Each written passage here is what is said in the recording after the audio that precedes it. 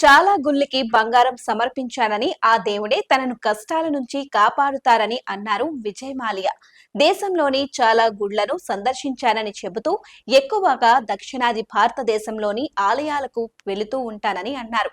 అలాగే ప్రముఖ దేవాలయాలకు చాలా కానుకలు సమర్పించానని, ముఖ్యంగా శబరిమల దేవాలయం పైకప్పు మొత్తం బంగారంతో తాపడం చేయించిందని తానేనని తెలిపారు.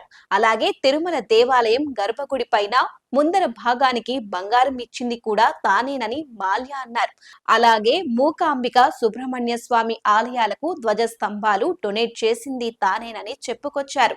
ఎన్ని దానాలు చేసినా కష్టాలు ఎందుకు వచ్చాయి అనే ప్రశ్నకు సమాధానం ఇస్తూ తనకు దేవుడిపై విశ్వాసం ఉందని, ఎలాంటి కష్టాలు ఎదురైనా చివరికి ఆయనే తనను కాపాడుతారని నమ్ముతున్నానని అన్నారు విజయ్ మాల్యా. ఒకప్పుడు బిజినెస్ సర్కిల్స్ లో షో మ్యాన్ గా పేరొందిన విజయ్ మాల్యా బ్యాంకులకు భారీగా అప్పు పడటంతో ఆయన దేశం విడిచి వెళ్లిపోయారు. మనకు సంబంధించిన అనేక కేసులు ఎదుర్కొంటున్నారు. అయితే ఆర్సీబీ వ్యవస్థాపకుడుగా ఆయనకు ప్రత్యేక గుర్తింపు ఉంది. ప్రస్తుతం ఆ జట్టు ఐపీఎల్ 2025 ట్రోఫీ గెలవటంతో విజయ్ మాల్యా పేరు మరొకసారి వైరల్ అవుతోంది.